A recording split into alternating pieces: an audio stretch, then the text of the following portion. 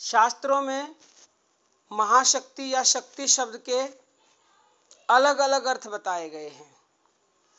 वेद शास्त्र, उपनिषद, पुराण आदि में भी शक्ति शब्द का प्रयोग देवी, पराशक्ति, ईश्वरी, मूल प्रकृति आदि नामों से निर्गुण ब्रह्म एवं सगुण ब्रह्म के लिए भी किया गया है। भगवान तत्व को समझाने के लिए हमारे शास्त्रों में कई तरह से समझाने का प्रयत्न किया गया है। इसीलिए महाशक्ति या शक्ति नाम से ब्रह्म की उपासना करने से भी परमात्मा की ही प्राप्ति होती है।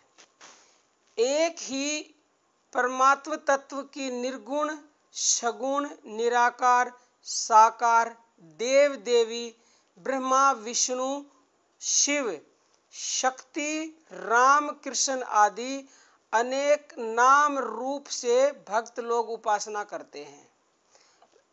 रहस्य को जानकर शास्त्र और आचार्यों के बतलाए हुए मार्ग के अनुसार उपासना करने वाले सभी भक्तों को उसकी प्राप्ति हो सकती है।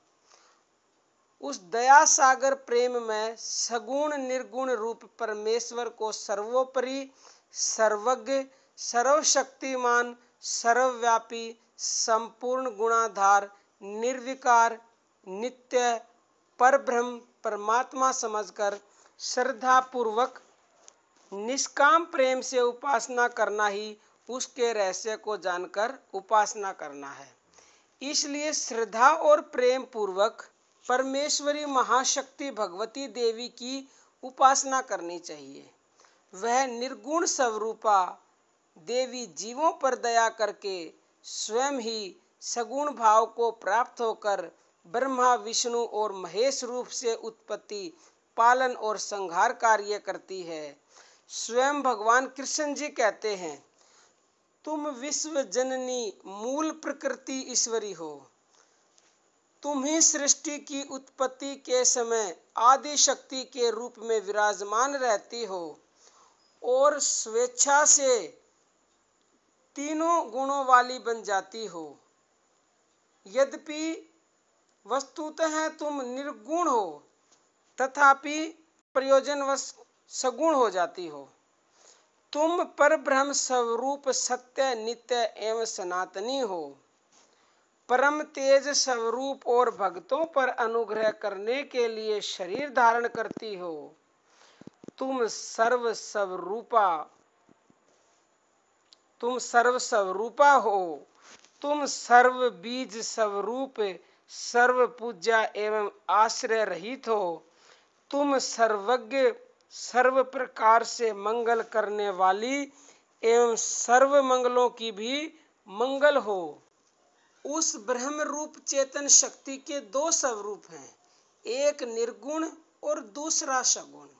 सगुण के भी दो भेद हैं, एक निराकार और दूसरा साकार। इसी से सारे संसार की उत्पत्ति होती है। उपनिषदों में इसी को पराशक्ति के नाम से कहा गया है। उस पराशक्ति से ब्रह्मा, विष्णु और रुद्र उत्पन्न हुए। उसी से सब मरुद्गण, गंधर्व, अप्सराएं और बाजा बजाने वाले किन्नर उत्पन्न हुए। समस्त भोग्य पदार्थ और अंडज, श्वेतज, जरायुज, जो कुछ भी स्थावर और जंगम, मतलब आप इसको ऐसे समझ सकते हो, जितनी भी निर्जीव और सजीव वस्तुएं हैं, मनुष्य आदि प्राणी मात्र, मतलब सभी उसी पराशक्ति से उत्पन्न हुए हैं। ऐसी है वह पराशक्ति। ऋग्वेद में भगवती कहती है, मैं रुद्र, वसु, आदित्य और विश्वेश्वर देवों के रूप में विचरती हूँ। वैसे ही मित्र, वरुण, इंद्र, अग्नि और अश्विनी कुमारों के रूप को धारण करती हूँ। ब्रह्मसूत्र में भी कहा है कि वह पराशक्ति सर्व सामर्थ्य से युक्त है, क्योंकि यह प्रत्यक्ष देखा जाता है।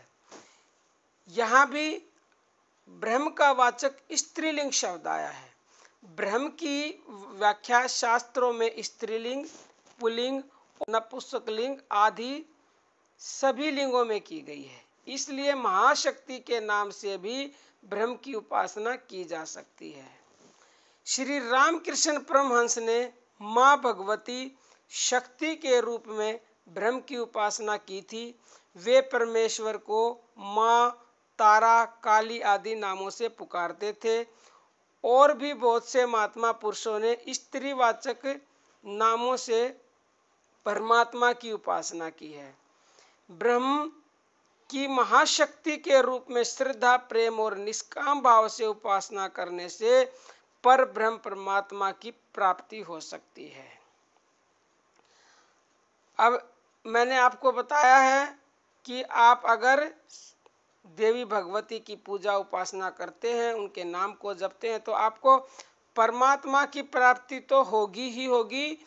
इसके अलावा भी आम गृहस्थ जीवन में इसके इतने अनेकों फायदे हैं। जो फायदे परमपिता परमेश्वर की उपासना करने से मिलेंगे, उतने ही फायदे माँ भगवती देवी की अगर महाशक्ति की तुम पूजा करते हो, उपासना करते हो, तो उसके भी उतने ही फायदे हैं। आपकी हर इच्छा पूरी हो सकती है, आपकी हर बिगड़े काम बन सकते हैं। आपकी एक पुकार पे माँ भगवती देवी दौड़ी चली आती हैं। बात वही आ जाती है कि आप कितनी श्रद्धा भाव से उसको भजते हैं।